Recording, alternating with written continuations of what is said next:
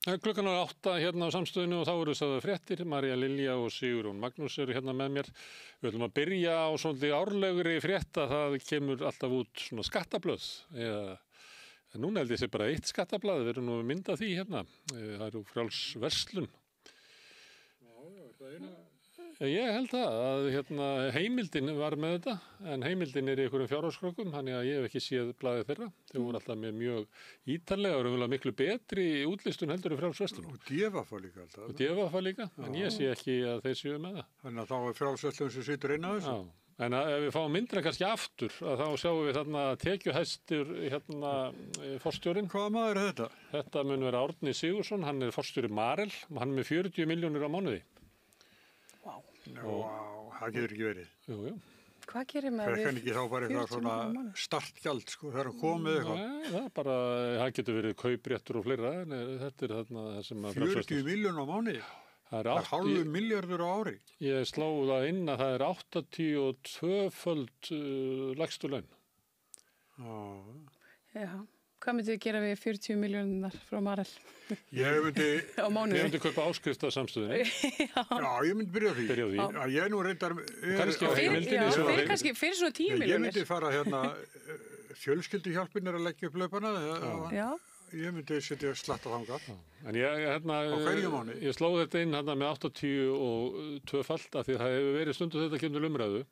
Hérna hvað orðið mikil munur á hæstu og lægstu launum og það oft verið að vísa í Bandaríkin þar sem að hafði verið svona mikil munur en nú er orðið sko 200 faldur og eitthvað svoleiðis og þetta ástand var ekki alveg komið hingað en það virðist vera hér þegar ég var barn svona 7. áratugnum þá segja mér eldri menn að þá hafi verið svona til siðs að hérna hæstu laun væru kannski svona 3 til 5 sinnum hærri heldur en lægstu laun.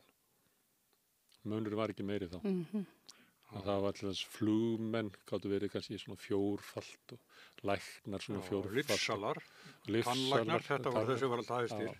Þetta voru ekki 82-föld lægstu laun. Þannig að þetta er svolítið nýr raunveruleiki sem er. Ég hringdi einu sinni í Þorvaldi Síld og Fisk sem var skattakongur ár eftir ár. Ég hringdi einu sinni í hann og hásaði hann var svo glaður að geta borgað svona mikla skatta.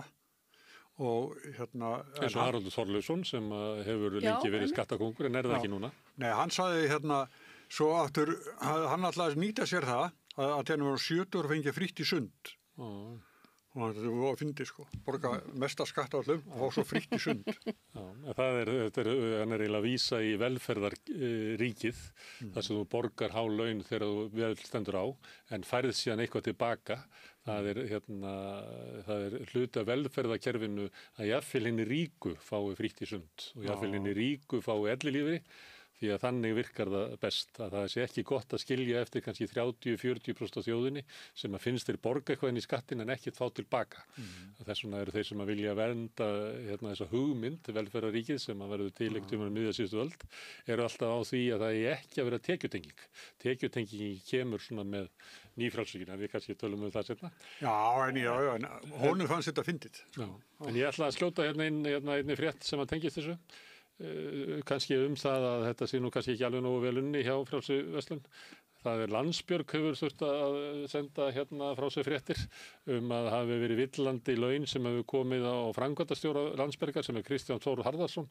Hann hafi verið á okkur svakalegu launum. Já. En málið er að hann tók út séreignarsparnaðinn sinn og þegar þú tekur út að lífeyrissjóðurinn er þannig að hann er skattfrjáls þurru færðan en þegar þú tekur hann út að þá borgar þú skatt. Og það eru margir sem hafa tekið hann út til þess að greiða inn í húsnæðislán en líka bara þegar þú ert orðin held ég 60 að þá máttu taka hann út og sumir gera það bara því þeir eru blankir og sumir eru bara því þeir eru með lág laun og reyna að dríja tekjurnar og þeir myndu þá lenda inn í frjálsri verslun sem með hátekjur. Herðu, talandi svona sókn í peninga. Það er kannski frétt sem að margir hafa verið að spjalla svona sín á milli. Við erum með frétt svona með eftirréttundur af þessu. Það voru sérstaklega menn sem kom á gröfu og tóku hraðbanka í Mosó. Kaldi kallar. Já. Eða konur. Já, konur. Og þeir fóru að leita, sérsveitin fóru að leita að hraðbankunum heima hjá manni sem situr í gæsluvarðhaldi, eða ekki? Jú, mikið rétt. Það var Stefán Blackburn sem í gæsluvarðhaldi fyrir gufunismálið. Hann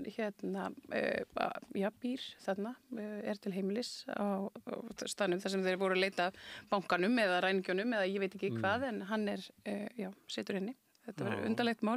Alltaf sé eitt til heimilis. Já, ég veit ekki, maður veltir fyrir sér, en svo sá ég eitthvað stærra lögreglustjóri sagði að þessi mál tengdust ekki neitt. Nei, það er mitt, þannig að, já. Sem svona verið að svara ykkur. Ég tók eina frétt sem hafður upp eftir Facebook. Það eru margir fjölmiðlar sem elta Facebook. Þetta er úr DFF, það er Bubbi Mortens. Hann er svolítið ánæður með hraðbankaræningina. Já, ég kannski smá ánæð með Bubba Mortens að vera ánæð með bankaræningina. Hann er náttúrulega, meiningin honum er svo að bankarnir eru svolítið okkur fyrirtæki, Já, og þetta var fallegt ansvar, hann sagði, þetta var róhattalegt. Það skiptir máli, hvert er fórnarlamb í glæpum. Að ef þú stelur hraðbanka frá Íslandsbanka, það er ekki eins og maður gangi grenjandi yfir því. Nei. Þó að sem maður sé ekki að mæla með því að þú sé að stela hraðbönkum. En þú tekur sparibauk frá barni, það finnst svo grókislegt. Já, við myndum ekki mæla með því. En ekki hraðbanka frá banka. Nei, það er alltaf leið. Allt annað. Og þetta er ekki bara á Íslandi, það eru svona bankaræningjar sem eru að stela svona, að þetta verða oft þjóðhautur. Þetta voru mikla þjóðhautur í Bretlandi, lestaræningjarnir og fleira. Já, þetta er oft svona menn sem eru að fremja sína síðustu glæpi. Þeir eru komin svona efri ár og þeir ákveða svona að láta verða því að ræna banka og setjast í helgarstein. Þetta er svona eins og þeirra menn skrifa endurminningar í lokinu. Oft svona fræðimenn skrifa rit sína fræðigrein, jöklar á Íslandi eitthvað leys. Þetta er eitthvað svo leiðis. Herðu, það er Morgunblaðið á prenti, það kom út í morgun og þar voru þeir annars með frétt að því verðum svona á slóðum tekjuskiptinguna. Fjölskylduhjálpin, hún hætti starfsemi. Það er Ásgerður Jóna Flossadóttir. Þetta er nú frétt sem að mig minnir að við höfum nú sagt þetta fyrir 2 mánuðum. Já, vegna þess að Ásgerður Jóna, hún kom fram í fjölmiðlum einhvern tímann bara í vor, minni mig, og sagði frá því að hún hefði ekki fengið styrk frá vinkonu sinni, Ingu Sæland, til þess að reka fjölskylduhjálpina. En Inga Sæland svaraði henni og sagði að hún hefði aldrei sótt að fá neitt styrk. Þannig að en svo virðist þetta einhvern veginn hafa verið í einhverju gerjun eða einhverju samtali þeirra á milli í sumar og nú liggur þetta fyrir. Gæti ekki hætt, hugsanlega hætt og hún er komið ljós svona hætt. Nei, þurfti að loka einhverju matarbanka í júní. Sem að ég veit ekki hvað en svona einhver náttúrulega matur í þeim banka. En fjölskylduhjálpin hefur við alltaf haft svolítið á sig svona skrýtna árum. Það hefur verið að þau vilja flokka fólk eftir uppruna. Akkurat. Það eru sér afgreiddir Íslendingar og svo útlendingar afgreiddir sér. Og með alltaf meira svona hugmyndur það að útlendingarnir séu þarna af einhverjum annarlegum hvötum. Akkurat. En Ásgerður Jóna var nú einhvern tímann í tekjublaði fyrir þessar verslunar efst yfir fólki hjá svona sjálfboðaliða samtökum. Það var Þannig hún var með háa tekjur, kannski var hún að taka út séreignarsparnaði sinn, við veitum það ekki. Nei. Herðu, ég tók aðra svona sem að tengist kannski svona efnagslegri stöðu. Þetta er hún Halla Gunnarsdóttir sem er formaður VFR, sem er fjölmennasta verkalýðsfélag landsins. Hún var að segja það að stjórnvöld verða að ná stjórn á húsnæðismarkanum og verði bara að gera eitthvað. Og við erum verið að segja þetta líka, að við erum að vera auglýs eftir því að þetta er stærsta svona efnagslega vandamáli. Þetta er helsta ástæðan fyrir því að fólk hrynur niður í fátækt. Þetta er helsta ástæðan fyrir því að veikstæðir hópar eins og lágtekjufólk, einstæðir foreldrar, öryrkjar búa við hryllilega lífskjör er húsnæðismarkaðurinn og það bara er ekkert gert. Ég hjó eftir því að hún talar að það sé mikil fækkun á íbúðum í byggingu, en það er svona, er það ekki svona þvert á það sem hefur verið talað Nei, þetta er bara staðreynd, það eins og hefur verið mikið framleitt af íbúðum sem að seljast illa. Já, sem að seljast illa, ég er að rugla þessu saman. Sem eru stundum þetta kalla lúxusíbúður, er ekki lúxus, þetta eru fyrir litlar íbúður í blokkum á þéttingareitum sem að bara seljast illa. Og eru jafnvel í skugga. Skugga. Þegar sólin skín hæst. Og það er ekki bara verðið sem er óhátt. Og bílastæðin vantar. Og það er ýmist ágallar á þessum íbúðum og svo er það líka, hefur komið fram, ykkur eru haldið fram, ég held að enginn andmælti, að er svona ótti kaupenda við að þetta sé bara ekki nógu vel byggt. Þetta byggist hratt upp og þá eða stólkum að sé farið öllu bestu reglum. Herðu, í Bretlandi ekki út blað sem heitir Morning Star, ég veit ekki hvort þið þekki það. Það var kommunistaflokkurinn sem að stofna þetta blað miðja síðustu öld og það kemur ennþá út. Það er ekki kommunistaflokkurinn sem gefur út ennþá. En þarna er verið viðtal við Guðmund Hrafn Arngrímsson þeirra Breta sem er formaður leigjendasamtakana og hann segir að það verði að sitja á leigubremsu bara í hvelli. Og ég fór að skoða því inn í það á hverju maðurinn segir þetta. Hann segir það að húsaleigan sem hlutfall af tekjum leigjenda hafi hækkað frá 2023 til 2024 úr 33% í 36%. Og það voru til þess að Varða og fleiri hafa verið að birta svona rannsóknir sem að sýni það að þetta hlutfall er miklu herra á Íslandi. Það verið vel yfir 50% og slæri upp í 70% hjá sumum hópum. Hann er að tala að hann sé þriðjung. Og hann er að tala að þriðjungur launa, það fari í leigu. Hann vil bara að þá komi stjórnvöld og grípi inn í. En hérna fyrir helmingurinn og rúmlega það. Rúmlega það, ég alveg svona langt yfir helming. Já, en það er bara stjórnvöld þeim finnst það bara í lagi. Þau eru ekki leigumarkaði. Stjórnvöld? Nei.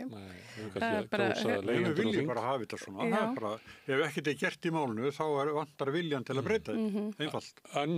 Annað sem að hringi bjöllu hjá þessum manni er það að húsaleigan er komin upp í svona meðaltali 205.000 skall í Bretlandi á mánuði. Ég held að þeir sem eru leigumark á Íslandi, þeir hnussa eins og þú.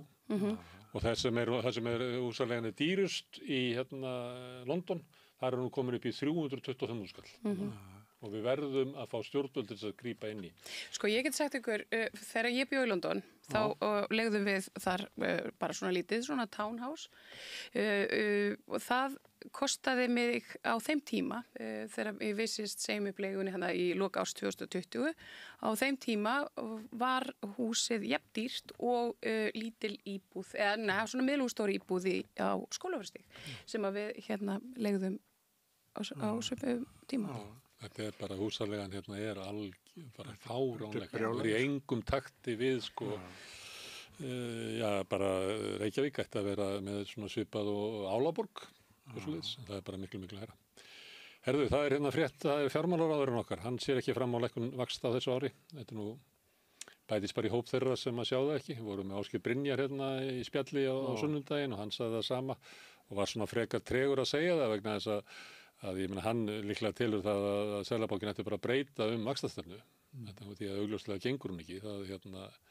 Það bara ýtir undir húsnæðiskreppuna og grefur undan lífskjörum hjá fólki og meðal annars á húsaleiga. En þarna eru stjórnvöld að segja að það er bara ekki von á að vextir lækki, sem var nú megin markmið kjarasamningana, ef við munum rétt. Það átti stóra kjarabótin átti að koma. Þetta kannski að heyra í honum Vilhjálmi Birgisinni á Akranesi, formanni Starfsgreinasambandsins. Já, hann er að berja sér sem málum.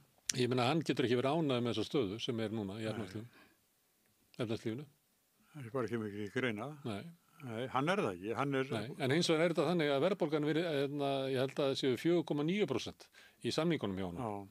Þannig að verðbólgan er ekki að fara, hún er alveg upp í risi, Má ekki vinna einu. En hann gefur þeim ekki tilefni og ekki rétt á því að rifta samningum. Þannig að fólk verður bara að lifa við þetta. Herðu, ég tók eina frétt af FF7 sem að einu sinni hét Túristi. Þetta er frétt sem er eiginlega frá Danmörku. Þetta er Mette Friðriksson.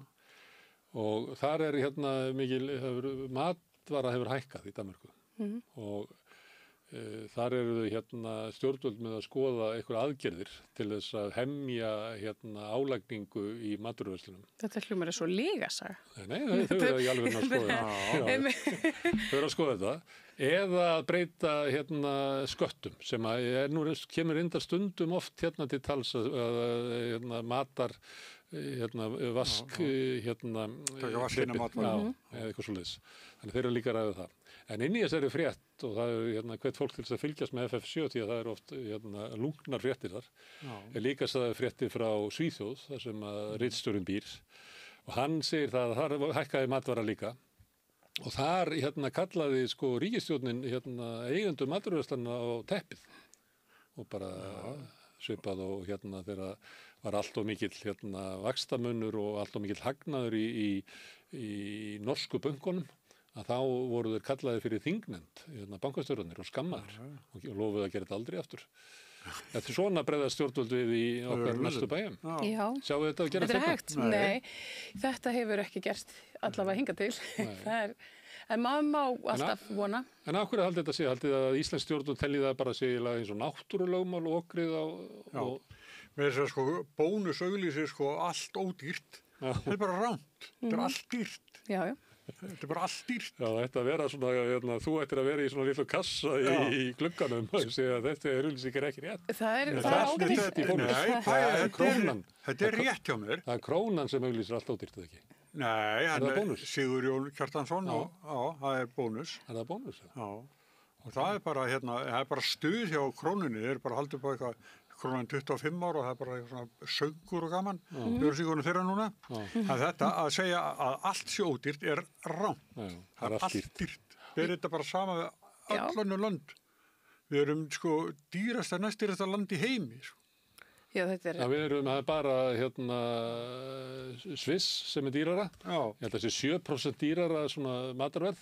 Það eru líka húsin úr gulli og svona. Það er rosalega fínt í Sviss. Þar eru lágmarkslaunin, það eru lágmarkslaun sett í mismunandi eftir kantónum. En það eru svona, ég held ég að reikna að þetta vera svona 680 skall á mánuði. Já. Ef það verið sambarstu hér. Já. Það eru stjórnvöld, fólk sem er á lágmarkslaunum verður að eiga fyrir mat og húsnæði og ef það áður ekki fyrir húsnæði annarkvæmt hækkum við launin eða setjum þak á leiguna eða köllum okrarana í matvöruverslunum á teppið og snúum upp á hendina þeim. Þetta gera stjórnvöld í hinu síða heimi. En ekki hér. Ekki hér. Nei. Bara auglýsa bara ofta kvöldi, allt ódýrt. Allt ódýrt. Þetta er allt dýrt. Já, það meinar að Eiríkur, íslensku fræðingur ætla ekki aðtöðast þetta líka við þetta, ekki bara við sín sem var auglýs á ensku. Já. Að það, ef að maturubúðir á Íslandi auglýsa allt sé ódýrt, þá verður bara að stoppa auglýsingarnar. Þetta er rámt. Auglýslega rámt. Við finnum þetta bara í hvers sinn sem við förum í búð. Já. Alveg hvað er búð við förum, þetta er allt. Já, heldur betur. Herðu, það nú frétt frá samstöðinni, það starfsfólk bráðamóttöku Landspítalans tilkynnir forsvarsfólk vistheimilisins Bjargs til landlæknis. Já, þetta var mjög þjál fyrirsögn. Já, ég sem þetta búin að vera að fylgjast með Bjargi núna síðan ég tók hennar næturvæktar í sumar sem var bara algjör tilviljun en þar er svona skrítið ástand en í þeirri frétt segi ég sem sagt frá aðstöðunni og svona aðbúnaði í kringum mann sem var mikið veikur. Sá maður fer með sjúkrabíl í kringum, svona það leyti sem að við birtum okkar fyrstu frétt þetta mál, fer með sjúkrabíl á bráðamóttöku vegna veikida og ástandsins. Starfsfólk bráðamóttöku hefur nú tilkynnt þetta til landlæknis, þetta vegna vanrækslu, alvarlega grunnsum. Það kemur sér til þeirra og það er augljóst að maðurinn hefur verið í vanrækslu. Já, það lítur út fyrir það, þau segja það, en ég meina ég auðvitað upplifði það sjálf að þessi maður var algjörlega vanræktur þarna. Það er eiginlega tilkynna brot sem er jafnt alvarlegt og bara líkamsárás. Ég meina þetta er bara virkilega alvarlegt og það er algjör undantekninga starfsfólk bráða móttökunar tilkynni til landlæknis aðstæður skurðstæðinga sína en þetta, það er greinilegt að það er verið að skoða þetta en við getum líka sagt frá því að það er verið að loka Bjargi núna.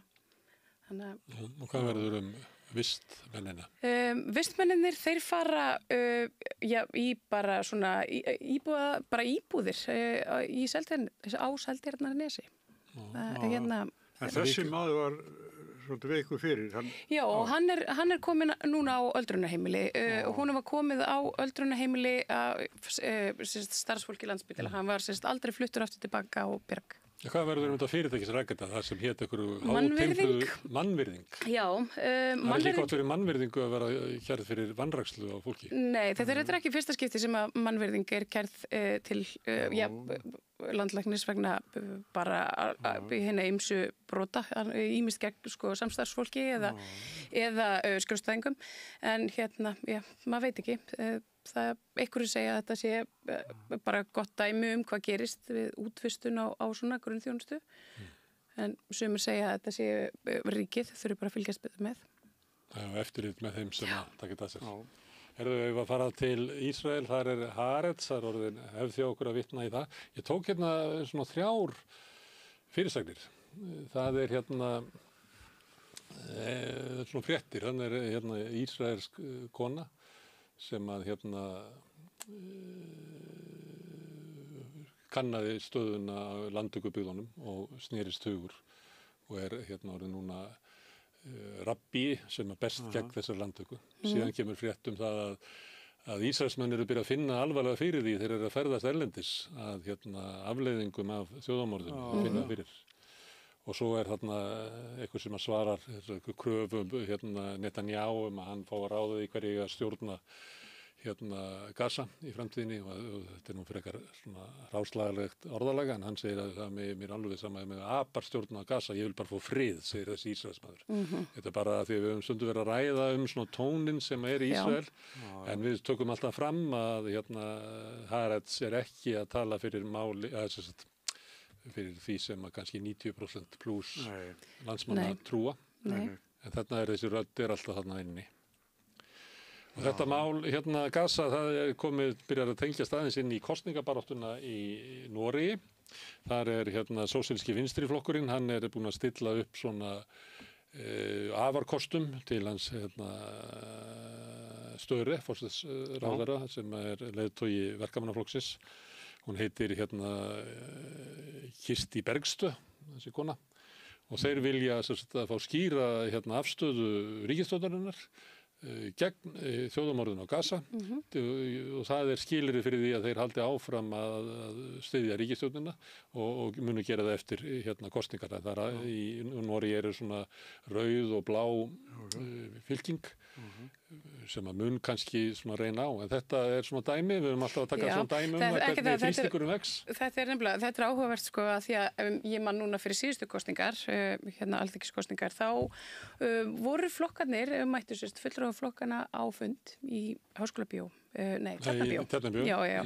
Það sem að hérna sem að haldin var af Ísland-Palestínu og þarna voru þau spurð svona hvort að þau kemur til greina að vinna með öðrum sem að kannski væru svona hliðhollir í Ísraelum og hver afstæða þeirra væri og hérna fólk sagði alls konar en hefur ekkert staðið við það, þannig að svona spyr sig. Orður eitt. Ágústsson skuluð þekkja þú, sagði eitthvað maður fyrir löngu síðan. Herðu, ég ætlaði að því að nefndi kosningarnar í Noregi, þá hérna smá graf. Þetta þingheimur, þetta kannski erfitt að lesa út úr þessu, en þið sjáu þarna að það rauða bandalagið, blokkin með 89 þingmenn, hægri 80. Það sem helst að frétta þarna að miðflokkurinn, sem annars konar flokkur í Noregi heldur en hér, hann hefur tapað miklu fylgi og hann náttúrulega svona mitt á milli. Þannig það má vera að ef þetta verður niðurstöðu kosningarnar að þá verður svona rótin í þeim flokki sem segir það að við áttum ekki að binda trúss okkar við hérna verkamannaflokkin og við ættum nú kannski að leita til hægri næst. Þannig að ég nú ekki mikill fréttaskýrandi í norskum hérna stjórnmálum, en kæmir ekki óvart þótt að eitthvað slíkur eftirleikur gæti komið út úr kosningunum ef þetta verður niðurstaða. Herðu, það hérna, þá það hérna fundurinn sem var í Washington í gær. Byrjum hérna bara heima, þá það Kristrún Frostadóttir segir söguna sína að Pútín virði ekki friðarsamninga. Hvaða saga það? Ég veit það ekki. Hérna, við getum bent á að það náttúrulega Rússar stóðu ekki við samninga sem voru gerðir þegar að Úkraínumenn hérna gáfu eða létu kjarnorkuvopnin yfir til Rússlands, en þá voru Bretar og Bandaríkjamenn voru líka aðilar í því sem gáfuleg og þeir svikuðu allir. Sviku allir, einmitt. Ég held að allir hafi svikið allt og ég veit ekki alveg þessa sögu sem alltaf sko, en þetta þýðir, það þýðir ekkert að stefna friðarsamningum. Það ekkert að marka manninn. Þannig að Íslendingar taka alltaf svona hörðustu afstöðuna. Sko Kristrún, hún segir hérna það djúp saga af því á þessu svæði, sérstaklega í tengslum við Rússland að friður haldi ekki, hann sé svikinn og þess vegna, sko,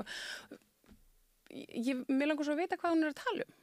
Líklega bara einrásin, eða þeir tóku kríg. Já. Eða þeir réðust inn í Georgíu. Já. Herðu, þetta var á RÚV og ég veit ekki hvað þetta sé byggt á viðtali sem að síðan var spilað í kvöldfréttunum. Og ég tók þessu líka. Já, hún með íslenska fánan. Skjaldarmerki. Með skjaldarmerki. Já, þetta meir en fánin, sérðu hún með svona... Heyrðu, þetta áhugavert. Þetta sér með að bandaríski stjórnmálamenn geta ekki mætt. Ég held að sumi fréttamenn til þess ekki geta mætt í að segja fréttinnar í Bandaríkjunum að vera með fánan nældan í sig. Þetta áhugavert. Þetta alveg nýtt hérna. Ekki að þetta verða tíska hérna á Íslandi. Já. Þetta áhrif að manneska sem með þetta. Já, en við förum í að gera þetta svona kundagskrakkar. Nei. Þetta áhugavert svona í ljósi þess að það er ákveðin hópur sem hittir stundum á Austurvelli, svo kalla sig Ísland þvert og flokka, sem hefur hvatt stjórnmálafólk eindrið til þess að nota fánan mikið og vera ekki feimin og almenning þar á móti. Þau hafa alveg sérstaka óbeit á að sjá palestinska fánan, þau hafa alveg sérstaka óbeit á því að sjá bara aðra fána, en íslenska fánan hafa þau einmitt hvatt til að fólk heldur hún sé að svara því kallin? Hún ekki beint, en ég ætla að leyfa mér að halda því fram að hérna sé svona, það er ákveðin tenging, hún er að halda í ákveðin hóp kjósenda. Sér barátt hver geti nota fánan?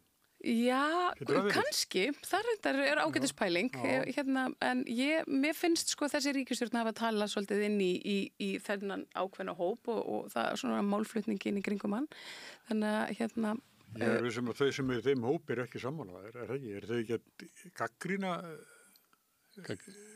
ríkisstjórnina hér eða stjórnvöld hér? Þeir eru hvetja ríkisstjórnina til þess að herða, en ríkisstjórnin er einhver harða innflytjendastefnu. Já, þau verðast að vera mjög ánægð með hana Þorbjörgu, dómsmálaráðherra og hennar nýju tillögur. En ef þetta er rétt kenning hjá þér, María-Lilja, þá skulum við fylgjast með viðtölu við stjórnmálamenn í framtíðinni, að tók hvort að Sigmundur Davíð mæti með stærri fána og eða bara í svona ból, hafi ekki séð, það er svona eina tískumerki sem er takk. Eða Jón Gnarr, hann er náttúrulega með Reykjavíkurmerkið tattúar á sig. Akkurat. Kannski mæti hann bara með íslenska fána.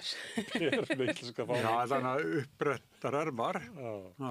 Herðu, hvað gerðist í Washington í gær? Ég hef verið að fara yfir blöðin og ég ætla að tala við hann Hilmar Þór eftir. Ég ætla að aðtökka að við getum í sameiningu reynt að átta okkur á því. Því fréttirnar eru stórkostlega misvísandi út allan heim. Ég tók New York Times. Það er rússarnir hafnaði að þeir hafi samþykkt að NATO-hermenn gætu farið inn í Úkraínu. Sem að einhverju gæti túlka það að Trump hefði sagt.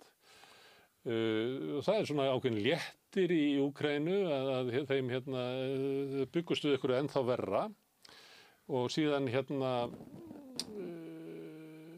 er þarna svona greining sem þeir eru með í New York Times sem er að segja það er eins og Evrópumennirnir séu að leita að einhverju leið til þess að semja við Pútín en það sé bara eiginlega ekki hægt að lesa út úr því hvernig það ætla að vera því að eins og Kristrún talar þá eru sumir sem að tala bara þess ekki hægt að semja við þá og það er eiginlega ef þú ætlar að semja við Rússa sem eru með góða stöðu á vígvellinum ef að herti ekki þennan land og ég held að þekkist ekki í sögunni að einhver gefi frá sér land sem hann náði í stríði svona bara fyrir góðan vilja eða eitthvað slíkt.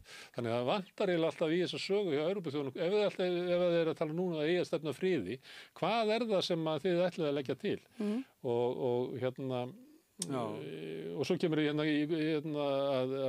Trump á að vera hluti af einhverju loforðum einhverju öryggistryggingar, en það er bara ómögulegt að fá út úr því sem hann er að segja í hverju þá er ég meina hann segist ekki alltaf að senda neina friðargæsluliða, enga hermenn og ég meina hann hefur auðvitað líka svona dregið talsvert úr stuðningi, hernaðarstuðningi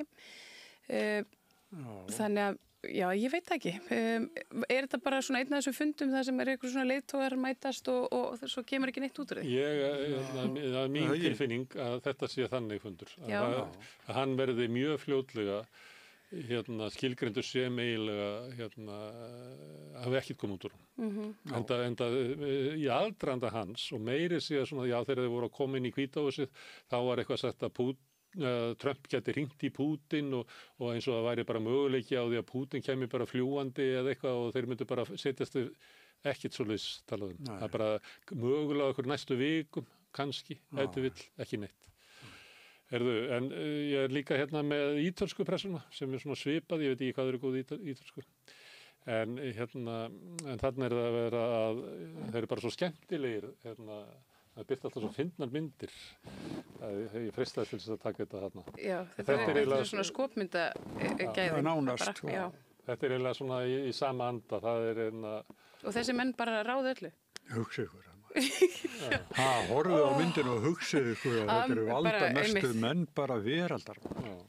Og þetta sættum við okkur bara við. Og þá förum við til Danmerkur, það er politíkan, það er segja úkraínskir sérfræðingar segja kröfur Pútins bullshit og þar með er þetta svona þessi svona hugmyndum því að það virðist vera þannig að Trump hafi viljað semja við Rússa og með því að láta eftir að kröfum þeirra, en það er bara engin.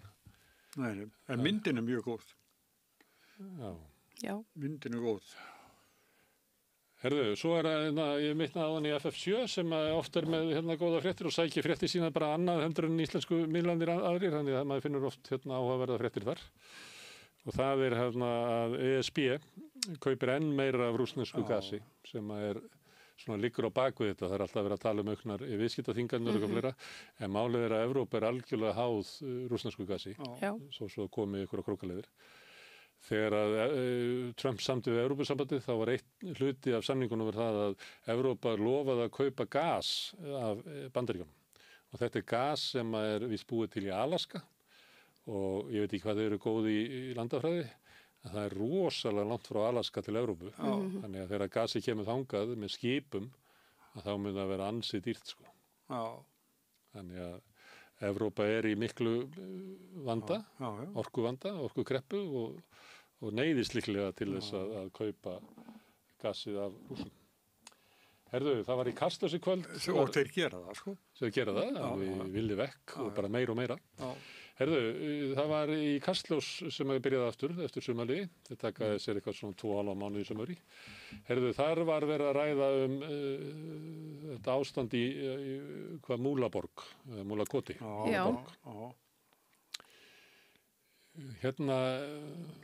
Sko, borgin er að hvetja foreldra til þess að tala eitthvað kynfræðslu.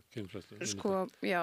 Ég er ekki betur en að vera sérfræðingur í Kastljósi að vera að vara við þessu. Hvað finnst ykkur þessa fyrirsögsamt? Er þetta ekki nú svolítið? Nú skoðaði ég þessi tilmæli frá borginni sérstaklega og það er ekki hægt að segja að borgin sé að hvetja til þess að foreldrar fari útskýriða í samtalum og kynfræði börnin sín.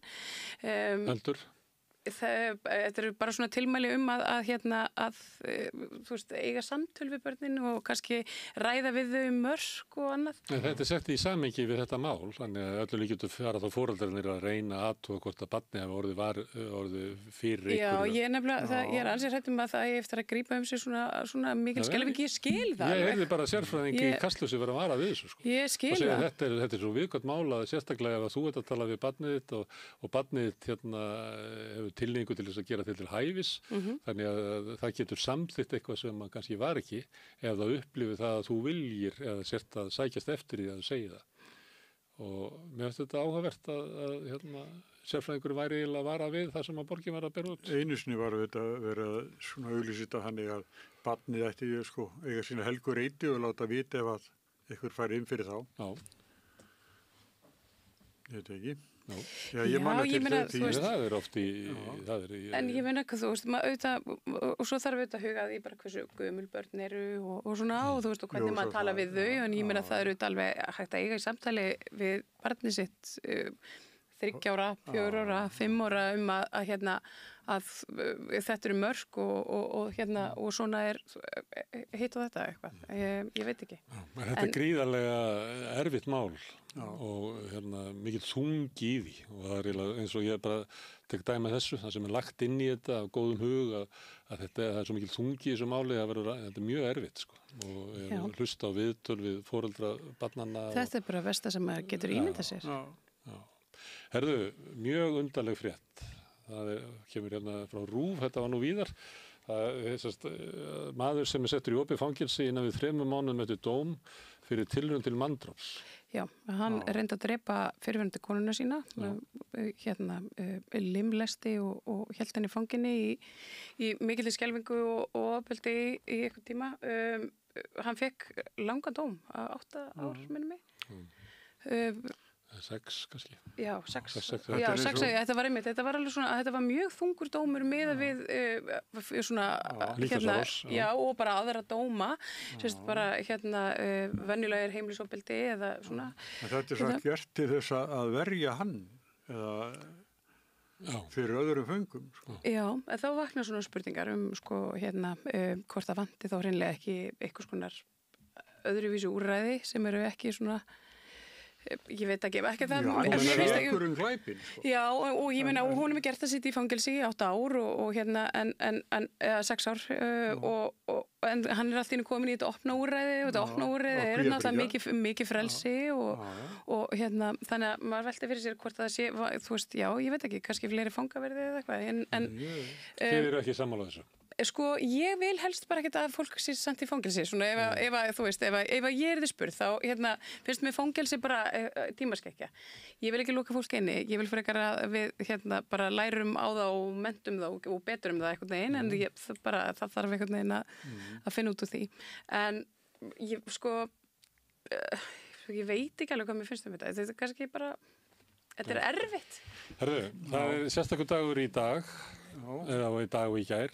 Það var háskólinn var að byrja og framhaldsskólinn var byrjaðir og voru þið eitthvað á ferðin í dag? Nei, ekki sem að... Guð minn almáttugur. Við erum með frétt afar þungu umferð á höfuðborginni. Þolinmæði og kurteisi gulds í gildi. Þetta er nú gamall handboltamaður eða ekki? Já, það fór endar, mér virtist allir vera mjög kurteisir í umferðin í dag. Það er mikið af bílum. Ég fór í minn fyrsta tíma í Háskóla Íslands í dag og svo þegar ég ætla að koma hingað í Bólholtið á samstöðuna þá tók það mig 50 mínútur.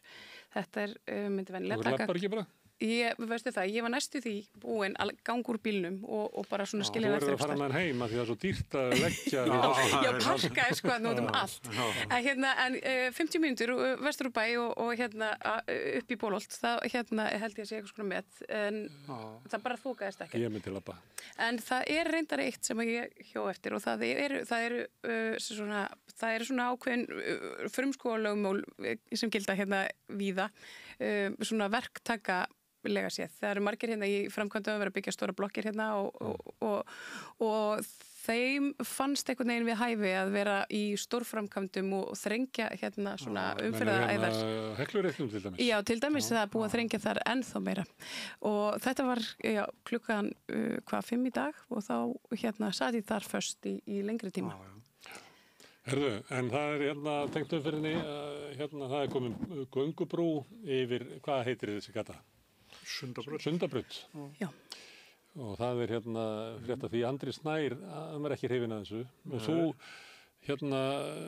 fórstu í vettvangskönnun. Já, ég hnifti nú í nokkra hönnuði sem ég þekki og var svona að spyrja fólk út í hvaða væri sem væri svona andstyggilegt við þessu hönnun. Þú tókst mynd af henni Já, og svo fór ég af stað og ég skoðaði nú aðeins þessa brú, mér finnst þetta bara, ég meina að þetta er bara brú, mér finnst brú bara brýr, flottar, sko. Nei, svo er þetta yfirbyggt og svona, þannig að fólk er skjóli fyrir veður og vindum. Þetta er bara algjör, og ég hugsa að... En ég er ekki lengt brúna bara til þess, en þetta er svona stálgrindar birki og ég ímyndaði mér, ég hugsaði, sjáuði vörubílinn að ef hann væri örlítið hærri og myndi rekast upp undir, þá er voðin vís ef eitthvað stendur upp á brúnni. Þannig ég hugsaði, já, þetta er nú kannski bara sniðugt, ég veit ekki. Það er einhver lágmarsæð sem það má vera. En þú tókst líka myndband, þannig við skulum að taka eina ferð í gegnum þetta. Já, ég get lóðsað ykkur um þetta.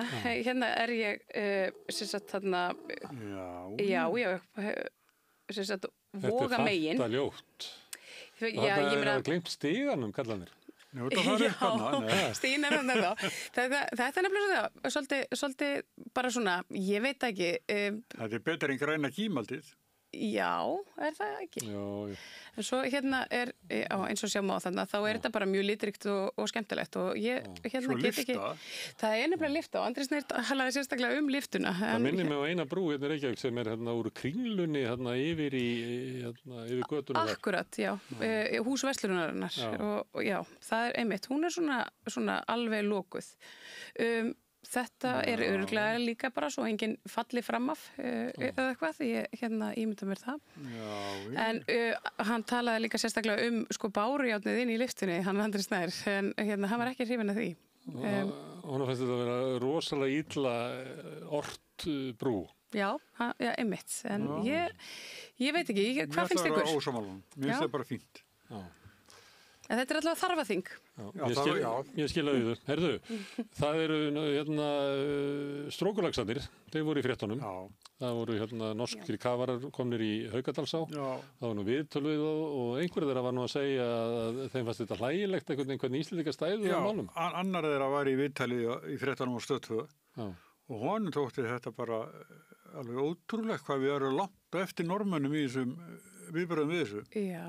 Í því að ná þeim eða passa þeir slikka ekki? Já, þetta fór ekkert nánar út í það. Við erum bara með okkar laxeldi í sjókvíum langt á eftir normönnum. Já, ég meina þeir eru búin að sem eru hér, sko. Þeir eru búin að banna þessi, Noregur eru farin að banna þessar típur sem eru nýttar hérna. Þessi net, ég meina það koma gutt í net, við vitum það alveg. Og þannig að þeir geta komið með gamla norska drasli hingað. Já, það virðist vera. Herðu, en það fundust þarna, þetta var nú að finna þá bara í beinni útsetningu, það voru fundnið 3 og svo bættist við 4. Og það var nú viðtalið held ég að vera á RÚV við eitthvað svona landeiganda eða veiðifélagsmann sem sagði að þetta væri bara ástand sem væri eins og þegar það var vest var þegar þeir sluppu hvað flestir. Hann sagði það, hann Jóhannes Sturluson, sem var hérna líffræðingur. Hann, ég mæli með því viðtali fyrir þau sem vilja vita meira og skilja kannski aðeins hvað máli snýst og hvers vegna norskur lax er verið. Já, og hann útskýrði þetta fyrir mér eins og ég væri bara leikmaður sem ég er og þannig ég mæli með því, það var í gær. Já, það er maður sem hugsa eins og lax. Hérna kemur úr The Times í London. Það er við vorum búin að segja frá óeirðum sem voru í kringum hótel, þar sem hælisleitendur voru hýstir. Já. Núna er einn svona Hæstiréttur búin að úrskurða það að þeir verði að fara út úr hótelinu. Og þetta er eiginlega sama niðurstaða og muni ekki var við DOL-húsinu, þar sem að koma þetta stangaðist á við skipulag, að þetta var umverulega þótt að væri leyfilegt að hafa hótelana, að það var ekki leyfilegt að hafa hótel fyrir flottafólk. Nei, það er nefnilega, við erum bara komin á þann stað þar sem við erum farin að afmennska flóttafólk og þar sem að það þykir bara eðlilegt að koma fram við flóttafólk sem er bara kategóri skipulags. Er ekki flóttafólk í Jökullhúsinu? Það var fellt í burtu. Það mátti ekki vera. Já, svo var það eru reyndar einhverjir... Fólk á Grandavegi í næsta í nágrenninu sem voru kvarta. Já, ég meina en við höfum séð þetta líka, við höfum séð þetta með smáhísin og fólk með fíknivanda og svona. Það vill enginn hafa svona vandamál í kringu sig, en það eru ekkert... Það er þess hótel og það má gista þarna, en ef það er flóttafólk, þá má það ekki gista. Þá þarf að fara undir sérstakt grenndarkynningu og... Það er eiginlega niðurstaðan. Það er nefnilega málið, sko. En það má útlenskt fólk sem er ekki á flótta. Mikið fólk eru við. Við höldum áfram að vera með svona framhaldsfréttir. Það er orkumálaráðurinn okkar. Hann segir að það sé hans hlutverk að skapa grundvöld fyrir heilbrigða samkeppni og hann á við þetta mál sem við töluðum í gær sem voru sektirnar á Landsvirkjun. Við vorum svolítið á því að væri bara fínt ef Landsvirkjun segja þetta því að samkeppnin myndi bara hækka verð. En hann er trúur á því að samkeppni í orkumarkaði í staðin fyrir félagslegan rekstur lækki verð. Og hans hlutverk sé að vinna fyrir þá sem vilja ryðja sér inn á orkumarkaði. Þessar milliliði sem vorum að tala í gær. Hann til þess að vinna fyrir þá. Það er bara alveg magnað að fylgjast með þessu ráðherra. Það er bara að fleiri komi við rafmagnið eða fái köku að því, sneiðar að því ætla að segja, áður en kemur til okkar. Það er samkeppnin. Samkeppnin er góð, segir hann. Herðu, ég ætla að enda á fréttaskýringu í Innherja. Þetta er, krónan er að styrkjast og sérstaklega gagnvart dollar, en líka gagnvart evru. Og það þetta þetta með lífeyrissjóðuna, að þeir hafi séð að fjárfesta minna erlendis heldur við gerðu eftir COVID, þá nú þetta rýmkaða reglur sem að voru þá og þar alveg ekki jafnt mikið af lífeyrissjóðunum að kaupa krónur til þess að halda aftur af styrkingu hennar sem að styrkingarnar kemur illa út við útflutningsgreinar eins og sjávarútveginn. Seðlabankinn hefur verið að kaupa gjaldeyri miklu magni til þess að halda aftur af styrkingu krónunar.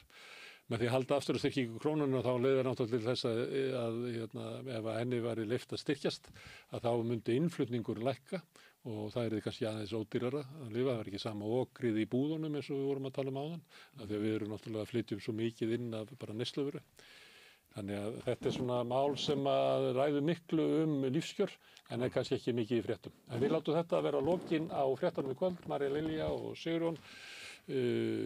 Takk fyrir það en við ætlum að halda áfram við rauðaborðið, byrjar á eftir og ég minni á að þið sem eru að horfa á okkur á Facebook eða YouTube, þið þurfum að finna þráðinn aftur að þessi útsending hættir en þið getur fundið rauðaborðið á YouTube og Facebook byrjar bara eftir augnablik. En takk fyrir í bíli og sjáumst aftur með fréttinnar á morgun klukkan 8.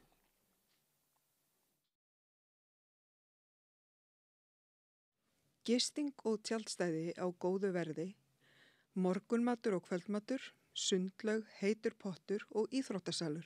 Tjaldstæðagestir hafa aðgangað öllu sem tilheyrir gistihúsi. Ef þú átt ekki tjald eða svefnpoka þá höfum við það á staðnum. Upplýsingar í símum 848 7012 og 861 2319. Tölvupóstur hunavellir@hunavellir.is